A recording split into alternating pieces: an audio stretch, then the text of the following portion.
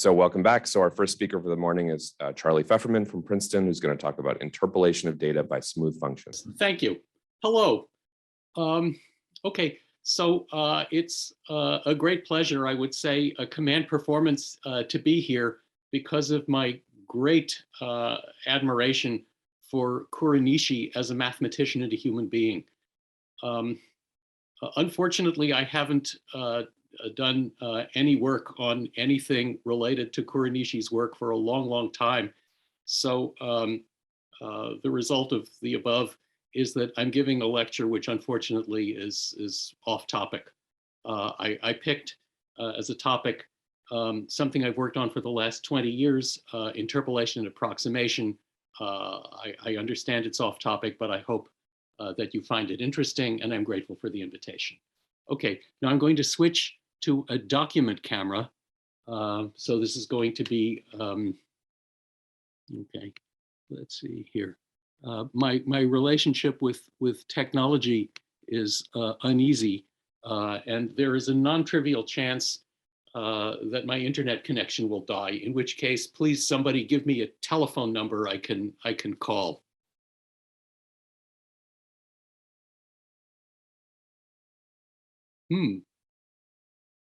Okay, no response. Well, let's hope that let's hope the internet connection doesn't die. Okay. All right. I hope the document camera shows what's going on. So these are slides from a couple of years ago, slightly out of date. I think no one will care. Okay. So the basic questions that I want to ask about interpolation approximation are the following. So let X be our favorite Banach space of continuous functions on Rn. Here are some of our favorite spaces. Cm of Rn, there's the Cm norm on the slide, or maybe Cm alpha, the Cm functions whose alpha derivatives are Holder of order alpha. There's the Cm alpha norm on the slide. Okay, those are some of our favorite spaces. We'll also be interested in Sobolev spaces, including the usual inhomogeneous Sobolev space, WMP, the space of functions which with their derivatives up to order M are in LP, or maybe the homogeneous version in which polynomials of low degree have semi-norm 0, and we measure only the LP norms of the mth order derivatives. So those are the relevant spaces for us. And once we've fixed our favorite Banach space, we ask the basic questions, which are as follows.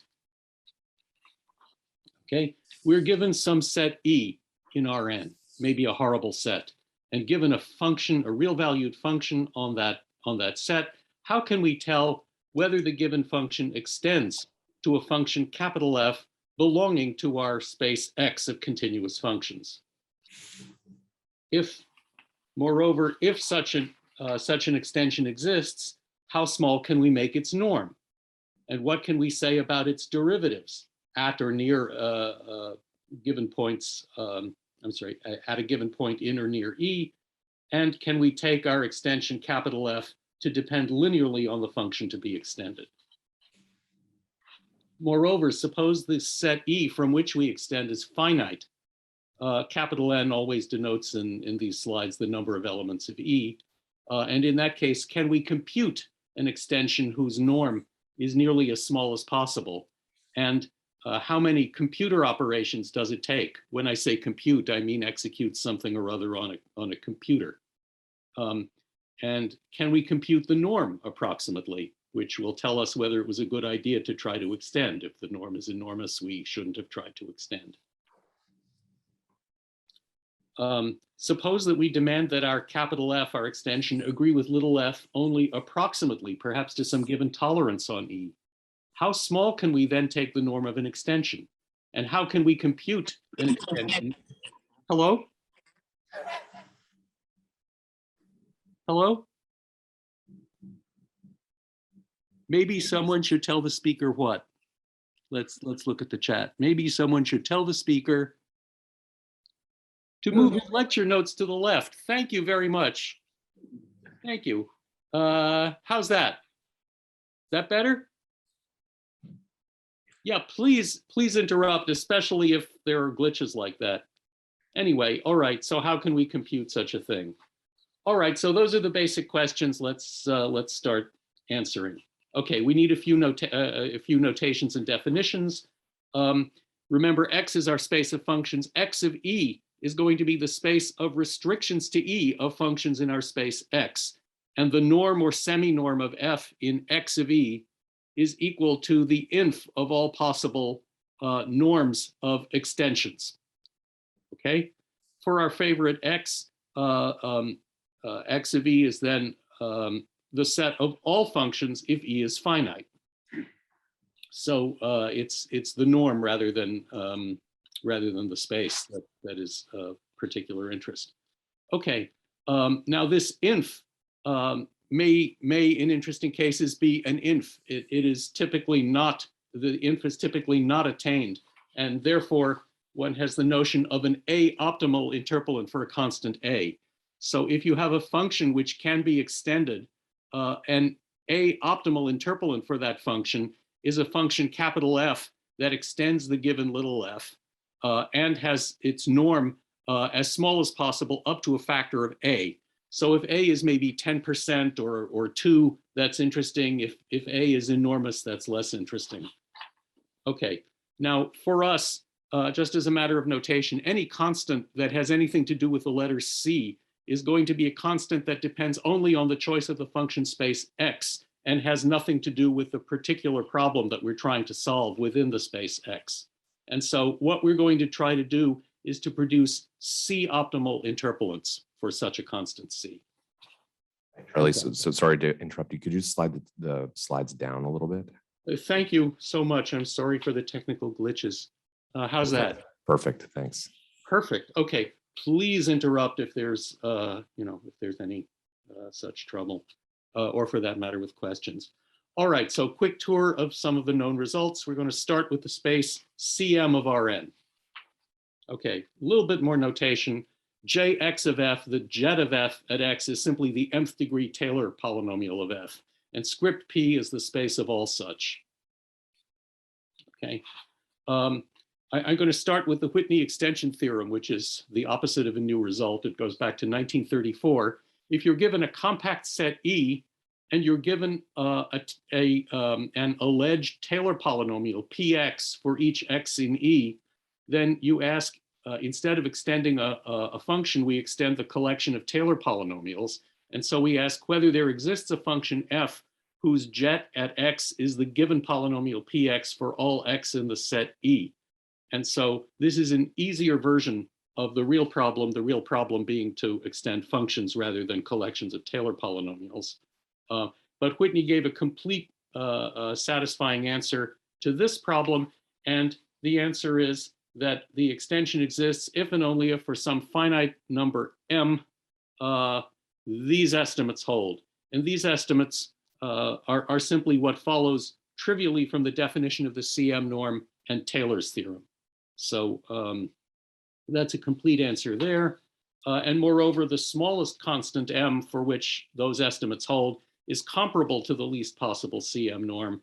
And moreover, the function capital F produced by Whitney's proof of the Whitney extension theorem depends linearly on this family of Taylor polynomials. That's the start of the subject. Okay, so I'm afraid I don't really have time to explain any ideas. I'll just state theorems. That's a shame. Okay, the next ingredient in the answer is the idea of a finiteness theorem.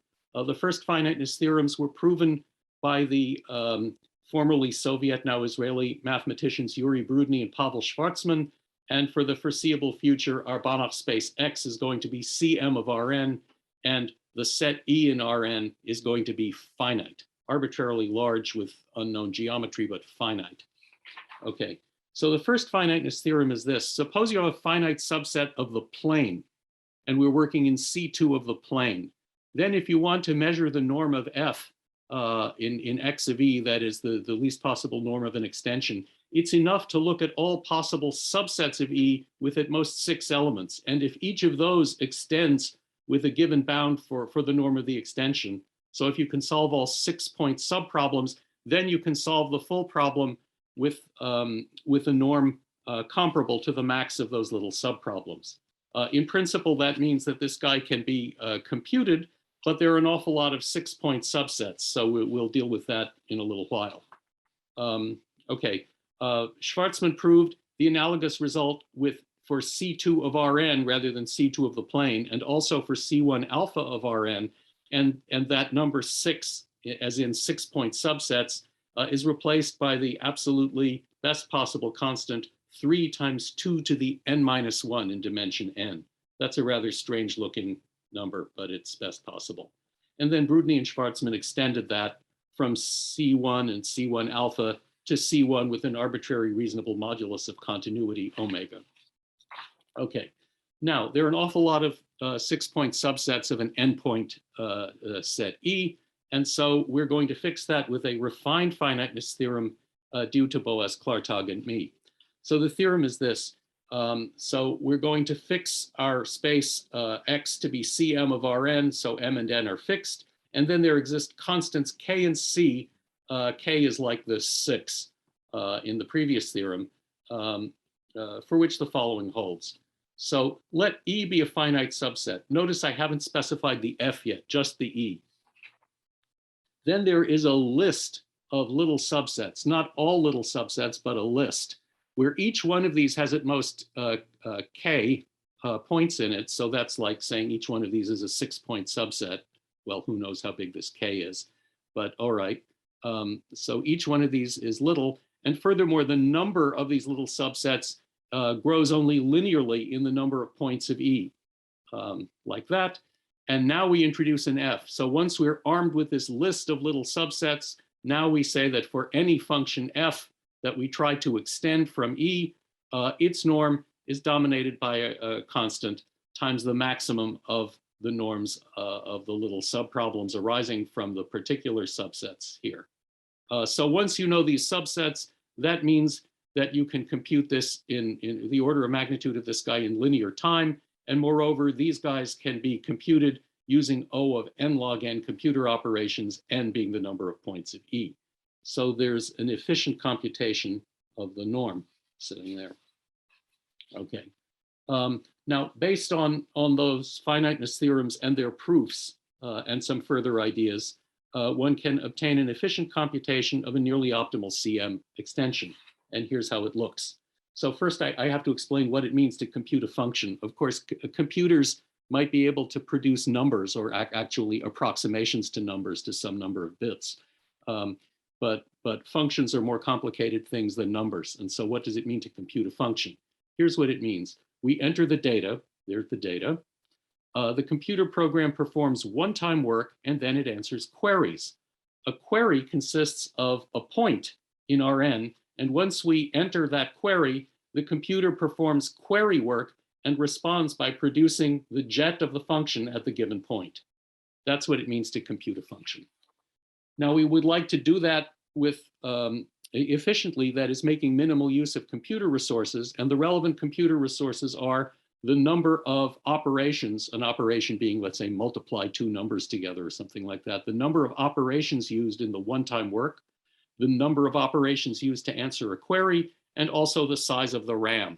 Let's say the 1 unit of RAM is whatever it takes to store 1 real number. And for purposes of this talk, I'm going to ignore round-off errors, although the full theorems actually take round-off errors into account rigorously. Okay, so with that preparation, I can tell you what the CM interpolation algorithm does. This is joint work with Boas Klartag. So again, we're working in the space Cm of Rn for fixed M and N. Given a set E and given a function with where the set E has, as usual, capital N points, we compute a C optimal extension in the sense of the previous business, one-time work and then queries. Remember, a C optimal extension means that. Okay. And the computation requires one-time work O of n log n, query work O of log n, and RAM O of n. That's very good news because it takes n operations merely to read the problem. So solving the problem is not much harder than reading the problem. Very likely those results are best possible, but they're not practical because some of these constants C that depend only on the choice of the Banach space X are too big to be of practical interest. That's a damn shame, and we come back to that. Okay, and by the way, the function computed by the extension capital F computed by the algorithm depends linearly on the data. That's nice. Okay, so much for finite E. Now let's keep looking at Cm of Rn, but let's say that E might be infinite. There's no difference between this problem for E and this problem for the closure of E, and so without loss of generality, we can take E to be compact. So we're extending from a possibly awful compact set to the full Euclidean space Rn. Now for infinite E, the obvious analogs of the finiteness theorem are spectacularly false, and we need new ideas. And so, given a compact set E, I want to explain how to decide whether a given function phi defined on E, a real valued function, extends to a Cm function on the whole Rn. So we're going to use bundles, and I'm stealing the word bundles from geometry. It doesn't mean what it usually means. We're going to use bundles and Glaser refinements, and I'm going to explain a little bit what they are. So here's the agenda for the next few minutes. What's a bundle? What's a Glaser refinement? And what do they have to do with deciding whether a given function on E extends to a Cm function on Rn? Okay, a little bit of history. Georges Glaser was a French mathematician who in the 50s gave a geometric solution to the extension problem for C1 of Rn. Then about Y2K, Ed Bierstone, Pierre Millman, and Vyacheslav Pawlutsky extended Glaser's ideas to produce extensions when E is subanalytic, and we're going to build on their ideas. Okay, a little bit more notation. So the ring of M-jets, of course, you folks are geometers, you know damn well that the M-jets form a ring. For us, the M-jets are nth degree polynomials, Taylor polynomials on Rn, and I'm going to introduce this multiplication dot sub x. It's jet multiplication of jets at x, and simply we multiply P and Q as polynomials and take the jet at x. And that's that has the agreeable feature that if you want to take the jet of the product of two smooth functions, that's this product of their jets, trivially. So R sub x is this vector space script P endowed with that multiplication. That's the ring of M-jets. And we're going to consider ideals in the ring of M-jets. Okay. As a convention, what constitutes an ideal? Well, I'm going to allow the whole ring as an ideal. I'm also going to allow zero, the singleton zero as an ideal. And somewhat counterintuitively, I'm going to allow the empty set as an ideal. And that makes life noticeably more convenient in the next couple of slides. So we allow the empty set. Okay, now a bundle over our compact set E is a collection of objects HX indexed by the points of E, where each HX is a coset, a translate of an ideal. So Fx is in the ring, and Ix is an ideal in the ring, possibly the whole ring, possibly zero, possibly empty. That's a bundle. I'm going to make no assumptions about how Hx depends on X. The dimension of Hx as an affine space in the vector space script P may or may not be measurable, for example. Okay, so that's a bundle. A section of a bundle is a function with a property that its jet belongs to this fiber of the bundle for all X in E. And so when we specify a bundle and we ask for a section, that means that we are prescribing not the full Taylor polynomial of F, but we're demanding that the full Taylor polynomial of F belong to some affine space HX.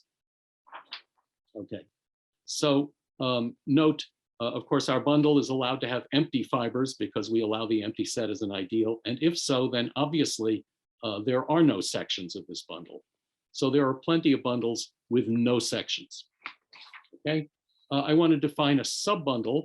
If H and H prime are two bundles over the same base E, and if every fiber of H prime is contained in the corresponding fiber of H, then I'm going to say that that's a subbundle of that, and I'm going to write it like that.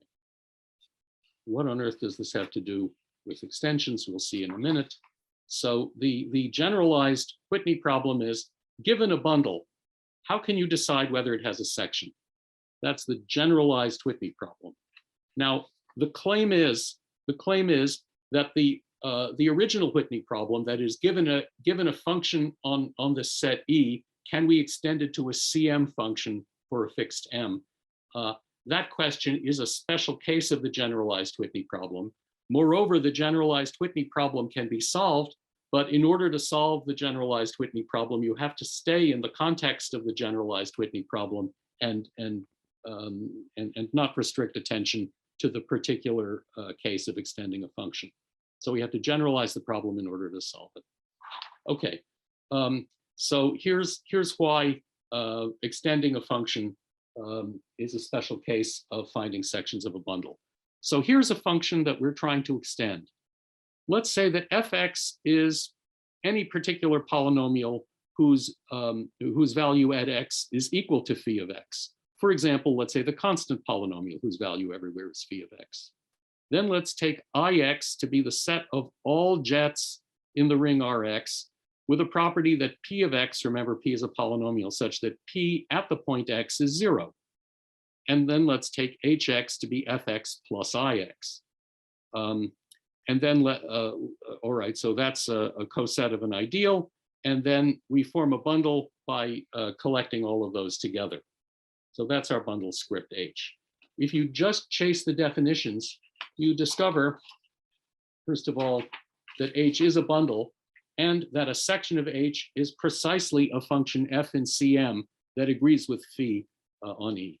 And so the question, can we extend phi to a Cm function f, means precisely, can we find a section of that particular bundle? Okay, so if we can decide whether a given bundle has a section, then we can decide whether a given phi extends to a Cm function on our end. Okay. Okay, now in order to solve that problem about bundles, I want to talk about Glaser refinements. So given a bundle, we're going to produce its Glaser refinement, which is another bundle. If that's H, that's H tilde. Okay, and I don't have time to give you the definition. I'll give you a few key properties. The definition takes maybe 5 minutes to explain, but I don't have 5 minutes. Sorry for the rushed tone. I want to try to explain as much of the subject as possible. Okay, the key properties of the Glaser refinement are the following. H tilde is a subbundle of H. So the fibers of H tilde are contained in the corresponding fibers of H. And yet every section of H is also a section of the smaller bundle H tilde. And moreover, H tilde can be computed from H. So that means that if we want to know whether H has a section, we can ask instead whether H tilde has a section. What's happened is that to pass from H to H tilde, we've discarded some junk from H. The junk could never arise from a section. Okay, now having Glaser refined our bundle, we can Glaser refine its Glaser refinement, and so on and so on. So given a bundle, we can define a descending sequence of subbundles by induction. The 0th bundle is the one we started with, and by induction, once we have the elf fellow, we Glaser refine it to produce the L plus first. And so we have an iterative procedure, and the point is that each one of these iterated Glaser refinements, HL, can be computed from H, and they get smaller and smaller, and yet, while the bundle gets smaller, the sections of the bundle remain exactly the same. And so if we want to know whether H has a section, we might as well ask whether HL has a section. okay, how many times should we Glaser refine? And the answer to that question is that, well, this process stabilizes. There is some number L star, which is determined simply by m and n, the number of derivatives and the dimension of Rn. So the definition of the space, there is some integer constant L star, such that from that stage on, all of these Glaser refinements are the same. That the proof of that starts with a very clever little lemma by Glaser, which was adapted by Bierstone, Millman, and Pawlutsky. And I had adapted that in turn to prove that this thing stabilizes. So we should iterate the Glaser refinement as many times as we can. And then we have this guy. And further Glaser refinement can't help us anymore. Okay, so this can be computed from H, and yet we have lost no sections. And so in asking whether H has a section, we might as well ask whether that guy has a section. And the theorem is that that guy has a section if and only if it has no empty fibers. Of course, if it has any empty fibers, it has no sections. But conversely, if this guy has no empty fibers, then it has a section. And so we have answered the problem of deciding whether a given phi can be extended. Let me just mention that if H has a section, then the jets at a given point X of sections of the bundle are precisely the jets that belong to the fiber of HL star at X. So not only have we decided whether sections exist, but if they do exist, we know exactly what their sections can, what their Taylor polynomials can be at any particular point. And that's the meaning of the stable Glaser refinement. Okay, there's also a finiteness theorem which gives you the order of magnitude of the least possible norm of an extension in case an extension exists. And in fact, in order to prove the theorem on existence, you have to prove it together with the finiteness theorem. Okay, and by the way, one can make a linear extension from Cm of E, the space of all restrictions of Cm functions to E, back out to Cm of Rn. So there's a linear map. Okay. There is an application to the borderline between analysis and real algebraic geometry. The problem is the following. Given a list of functions G and some A's on Rn, we want to solve this equation, or maybe a system of such equations, but let's say just one equation for unknown functions F1 through Fn, which are required to be Cm. And here I want to emphasize that the m, the number of the degree of smoothness of these f's, is fixed. So we can't make any constructions that lose derivatives. Okay. Okay. For the C0 case, these problems were posed and results obtained by these algebraic geometers. And for the CM case, there was work by Kevin Luley and myself. And the story is that given these functions, a slight generalization of iterated Glaser refinement allows one to compute in principle whether a CM solution exists. In practice, the algorithm is labor intensive. Moreover, if the coefficients in this linear equation are polynomials, then we can characterize the C infinity functions G for which a CM solution of this linear equation exists for fixed M. And these G's are precisely the C infinity functions annihilated by finitely many linear partial differential operators with semi-algebraic coefficients. And as a consequence, in principle, we can exhibit generators for the ideal of all polynomials expressible as combinations of the Fn with, of the An with CM coefficients. Okay. All right, that's enough for CM. Let's look at other Banach spaces. Regarding CM alpha, I should just say that it's handled by the same methods used for CM in the case of finite sets E. In particular, we don't need the Glaser refinement. So CM alpha, and for that matter, CM of omega for reasonable moduli of continuity omega, are in good shape. All right.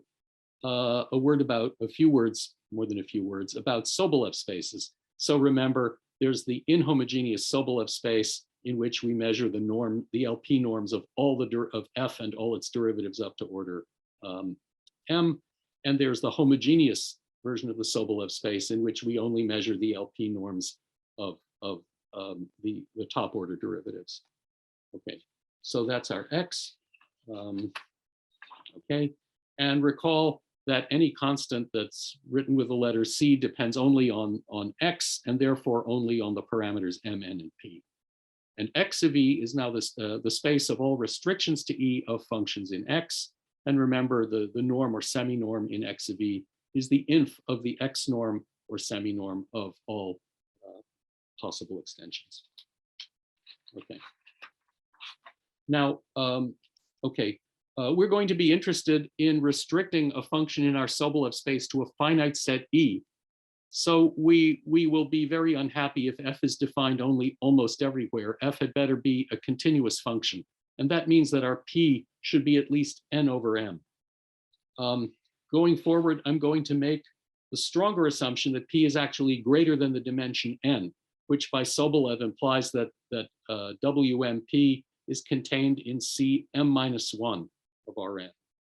So many years ago, as we were working on these problems, we thought, okay, let's do that, and then we'll come back and there'll be some mop-up to take care of the case when P is between N and N over M, but that's profoundly wrong. P less than or equal to N is a different world, and we don't know anything about it. We're just starting. Who are we? We are Charlie with Aryeh Israel and Kevin Rubey. And there's early work by Pavel Schwartzman on these problems. Okay, so the first theorem is that there exist linear extension operators. So given an arbitrary set E in Rn, there is a linear map from the space of restrictions to the Sobolev space X, a linear map which extends, so TF is an extension of F from E to all of Rn, and yet the norm is best possible up to a factor C. Okay, that's the first result. And the second result is that there is a formula for at least the order of magnitude of the norm. So suppose, let's see, how am I doing? Suppose that E is finite with capital N points, then there's a list of linear functionals such that for any function F on E, its norm, its trace norm with respect to XE is comparable to the pth root of the sum of the pth powers of what you get, of the numbers that you get by applying these linear functionals to F. So once you apply these linear functionals to F, it's trivial to compute the order of magnitude of the trace norm. How about these guys? Well, the number of them is comparable to the number of points in E, and the X's have a sparse structure so that given an F, you can calculate all of them in linear time, assuming that you know what the X's are. And finally, the X's themselves can be computed efficiently. They can be computed in n log n computer operations. Okay. Okay, and as a consequence of that, we can act as if we were in Cm of Rn, given an endpoint set in Euclidean space, and given a function that, on that large finite set that we want to extend, we can compute a C optimal extension using O of n log n one-time work, O of log n query work, and O of n RAM. And so we are making simultaneously optimal use of three different basic computer resources. All right, so much for Sobolev spaces. Onward. All right, so far we've looked for functions that agree exactly with a given function on E, Now we're going to look at functions that agree approximately with f. And so I want to talk about selection problems. So we're starting with our set E in Rn. And for each point of E, imagine that we specify not a function value, but a compact convex set K of X in Euclidean space R capital D. So this capital D is a new integer parameter. And then let's say script K is the family of all such. Okay. So we're given this family of convex sets. A selection of that family of convex sets is a map from Rn into Rd such that the function value at any given point X in E belongs to the target K of X. So that's a selection. If K of X is just a single point, then this means that capital F has to agree with the given, with the specified value, but now we allow this to be a set. Okay, so we want to find CM selections of a given script K with CM norm close to least possible. We may want to make our problem a little easier, and to do that, we introduce a small parameter tau, and we define this 1 plus tau diamond K of X, the slight enlargement, as in the picture. So this means that we take the convex set K of X and we dilate it about its center of mass by a factor 1 plus tau. And if tau is small, that means we make it slightly larger, as in the picture. Okay. All right. Okay. So a selection of script K with tolerance tau is just a map such that the value at any given point in E belongs to the slightly enlarged version of the target. So a hit or a near miss. Okay, so there is a finiteness theorem for such problems, and it's due to Aryeh, Kevin, and me, but I want to emphasize that great credit is due to Brudny and Schwartzman, as I'll explain in a couple of minutes. Okay, so the finiteness theorem for CM selection. So we fix our parameters M and D, and then there exists a constant K, the distant descendant of the number 6 from an earlier slide, and a constant C, such that the following holds. Okay, suppose we have our collection of compact convex sets over a finite set E. Suppose that for each K point subset for that particular constant K, for each little subset S contained in E, there is a selection of the sub-collection where we look only at X in S, and there is a selection with CM norm at most 1. If that's true, then there is a selection of the whole shebang with CM norm at most this constant C. Okay, and as a consequence, there's also a finiteness theorem for interpolation problems in which we demand that our interpolant be a non-negative function, or perhaps a function that takes values in the unit ball, or something like that. Okay, let's see. Well, all right. Earlier, we saw that finiteness theorems imply that are the basis for algorithms. It's true here too, with a catch. So we fix our parameters here. Given a selection problem like this, let's say each K of X is a polytope defined by at most L linear constants. Of course, if we want an algorithm, we had better specify each K of X to the computer, so that's how we do it. And let tau be a small parameter, and let capital M be a positive number. Capital M is going to be what we hope the norm of our extension of our selection will be. So that's the input. And given that input, we produce one of the following 2 outcomes. Either bad news, we guarantee that there does not exist a selection with CM norm less than or equal to M.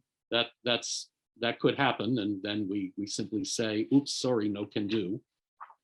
Or we produce success, and success consists of a particular function from E into RD, and we guarantee that this F takes its value in the slight enlargement of K of X for all x in E. And furthermore, we guarantee that there exists an extension of this little f, namely capital F, in Cm.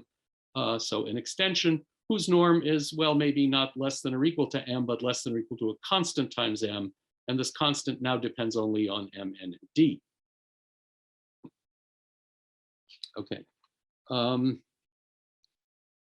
Okay, now the algorithm is efficient in the sense that its dependence on capital N is n log n in terms of the number of computer operations, and the RAM is linear in n. This is joint work with Banach-Willen. And we would like to take tau equals 0. In other words, we don't want to allow ourselves to slightly enlarge the slightly the convex sets in question. We'd like to keep the convex sets exactly as specified, and we don't know how to do that. And here's a simple one-dimensional problem, which I have no idea how to solve efficiently, namely find a suitable function of one variable whose graph passes through all of these windows and whose CM norm is as small as possible within some constant multiple, universal constant multiple. So that's a simple one-dimensional looking problem for which there is, as far as I know, no fast algorithm is known. All right, next topic. Let's see, how am I doing? Oh, wow. Blitzing through maybe makes your eyeballs glaze over, but I am nevertheless on schedule. Okay, Lipschitz selection. So far we've looked at functions on Euclidean space. Now I want to study functions on an arbitrary metric space, X with a metric little d. So we're going to study functions from an arbitrary metric space into a Euclidean space of dimension capital D. Okay, so for such functions, I'm going to study the Lipschitz norm, and of course, this is the Lipschitz norm of a function. I have helpfully told you what it is.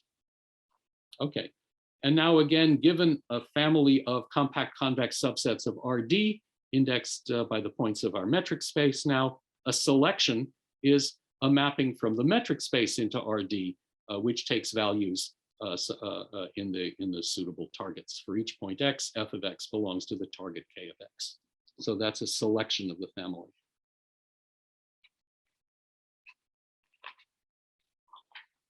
Okay, and we will be looking for selections having the least possible Lipschitz norm up to some factor C that depends only on the dimension of the RD in which our functions take values.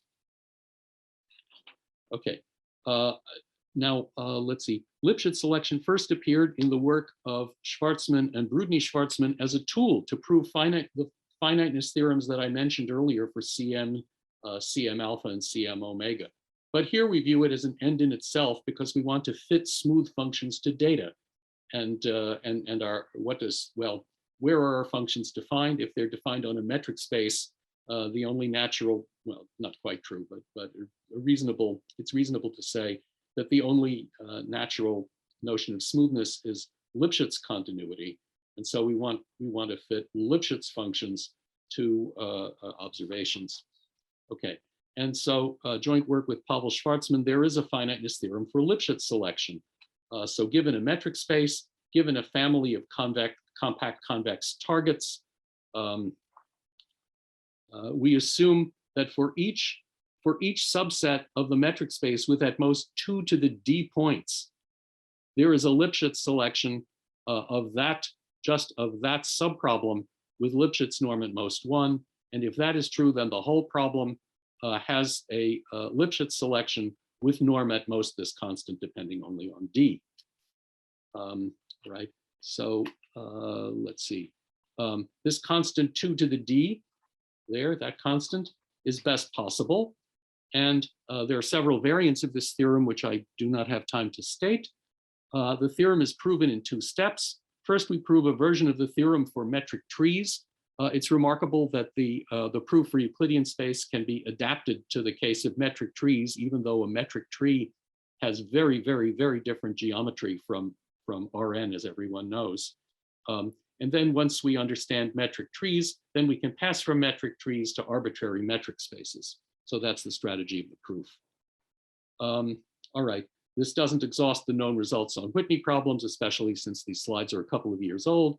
But let's stop discussing known results and mention some unsolved problems. Okay. Okay. So given a function on a compact subset of Rn, decide whether it extends to a C infinity function. We've looked at Cm for each fixed m, and that has the interesting feature that you're not allowed to lose derivatives. But the C infinity case is open. There are remarkable examples of Pawlutsky which show that there are cases in which the given phi may extend to a Cm function for every finite m, and yet not extend to a C infinity function. And this phenomenon was studied by Bierstone and Millman, and they gave the name semicoherence to the assertion that this does not happen in a particular problem. Okay, and there's a list of equivalent conditions and sufficient conditions for semicoherence. Okay, next unsolved problem is to understand what happens for Sobolev spaces when p is less than or equal to n. Remember, that's a different world. Is there a linear extension operator? Is there a formula for the order of magnitude of the norm? And can one efficiently compute C optimal extensions? And well, of course, if p is 2, then there is a linear extension operator, and nevertheless, the other 2 bullet points remain unknown. But basically, except for those trivial remarks, we know nothing about p less than or equal to n. It's a different world. Okay. For Lipschitz selection problems in the context of a metric space, can we produce sensible algorithms? We have a finiteness theorem. Are there algorithms? Maybe we should allow a tolerance tau, as in the CM selection algorithm of Gwillan and B. Okay. Okay, I think a problem that would be very nice to solve is to produce practical algorithms. Remember, we produce CM optimal interpolants for constants C that depend only on the space, on the relevant Banach space of functions. But if C is an enormous constant depending only on that space, that's not practical. Are there algorithms that produce a C optimal interpolant for a not so big C? I'm not an applied person, but I believe that if that could be done, it would have serious practical applications. As a first step for that, one should produce a coordinate-free proof of the finiteness theorem. And in fact, so it says from the old slides, you'll be hearing about that in the next few weeks. Well, you won't. But in fact, now there is a coordinate-free proof which removes one of the major obstructions, maybe the biggest major obstruction to producing a not so big C. But the problem of the not so big C and the practical applications, it remains open. Okay, suppose that the function that we want to extend is semi-algebraic. So suppose that E and phi are semi-algebraic. Then if phi extends to a CM function, does it necessarily extend to a CM, to a semi-algebraic CM function? Can we work in the semi-algebraic category without losing information? More generally, suppose you have a bundle in the sense that I described before, and suppose and we assume that this bundle has a section. Well, if the bundle is semi-algebraic, here I've spelled out what that means. If the bundle is semi-algebraic and it has a section, does it have a semi-algebraic section? That's known in dimension 2, and that's not a walkover. Conceivably, it's true in dimension n, so the semi-algebraic version. Okay, next problem, fix m and n. Suppose we're given a function and a finite set, and we want to extend it, but now we're not content with an extension whose norm is as small as possible up to a factor c, but instead, given a small epsilon, we want to compute an extension whose norm is as small as possible up to a factor 1 plus epsilon. Of course, as epsilon gets smaller, we should allow the calculation to get more complicated. So can that be done? Well, careful, there are multiple equivalent definitions of the CM norm. We should pick one and work with that one in order to make this problem make sense. But solve this problem with your favorite definition of the CM norm. It turns out that in that context, the finiteness theorem is false, for example, for C2 of R2. But nevertheless, an algorithm exists to solve that problem. But it's not known, for example, for C2 of R3 or for C3 of R2.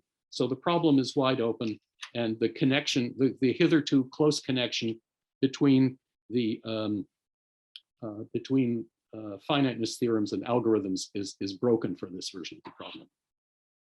Okay, by the way, I should mention that for a natural choice of the C11 norm, Wells and Le Gruyere give a version of the classical Whitney extension theorem that provides the interpolant with the best possible norm. And morally, that's true because C11 has something to do with convexity. Next problem, given finitely many points in some very high dimensional Euclidean space, so let's say the number of points is large, maybe it's, I don't know, 1 million, but D is even larger. It's 1 billion, or maybe it's infinite, and RD is a Hilbert space. Decide whether these points lie on or close to an embedded low dimensional manifold with reasonable geometry. That's a standard topic in machine learning called manifold learning. What I've been talking about so far is the special case in which our manifold is supposed to be the graph of a function. Okay. There's a lot of classical work on extending functions from open sets D to Rn. And so given, for example, given an open set D and given a number of derivatives and a P greater than 1, decide whether every function in the Sobolev space on D extends to a function capital F in the Sobolev space on Rn. And that's a different world from the problems I've been talking about, but it's a natural extension problem. Let's see, I think this is the last one. Give efficient algorithms for CM interpolation by, let's say, non-negative functions or convex functions or functions from Rn into the unit ball. Give algorithms to solve those. And there's been progress on that by several people. And I'm afraid I don't remember the complete list of names, so I'm afraid I'm going to slander a few people. Let's stop here. Thanks for listening, especially since I know that this is way off the topic of people's interests at this conference. Okay, thank you. Are there any questions? Okay, maybe I'll ask a question. So in the case when E is nice, say a submanifold, can you compare the extension norm to the intrinsic norms? Oh, sure. So let's say, all right, let's say just you have a coordinate hyperplane. Okay. You can, let's say for CM, you can take your function to be constant in the missing direction. And if you're looking at Sobolev spaces, you can take that constant extension and just multiply some cutoff by some cutoff function. So these problems are easy if our set E has any kind of reasonable geometry. The challenge is to do stuff that always works. And so, for example, you might think, what if E is a Cantor set? That's actually a trivial case. So it takes a while to figure out what is a non-trivial case. Okay, thanks. Any other questions? Thank you. Okay, so the vast interest is evidenced by at least one question. Okay. All right, let's thank Charlie again.